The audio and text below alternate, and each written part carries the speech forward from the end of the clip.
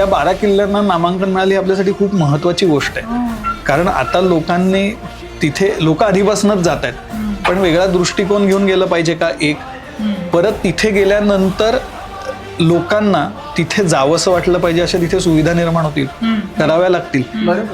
आणि किंवा तिथे माहितीचे फलक लागतील, किंवा त्या किल्ल्याविषयी अजून माहिती तिथे येईल, नकाशा दिसेल, एखादी इमारत जी आता अवशेष स्वरूपात आहे ती पूर्वी कशी दिसत असेल याचं एखादं चित्र असेल. तर या सगळ्या गोष्टी हळूहळू घडल्या पाहिजेत.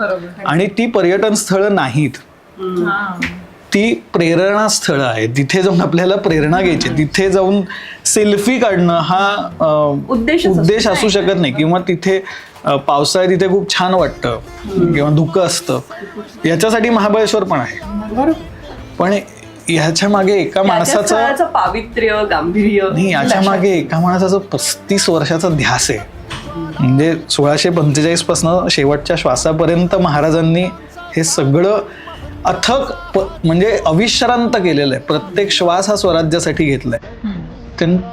तिथलं पावित्र्य हे खूप वेगळं आहे.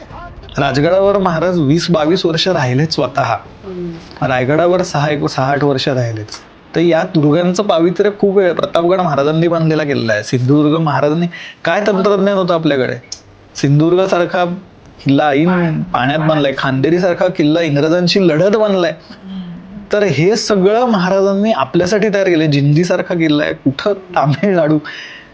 आणि ही दूरदृष्टी आहे. तर हे म्हणजे हे फुकट नाही मिळालेलं आपल्याला, याच्यामुळे प्रचंड कष्ट आहेत, ध्यास आहेत.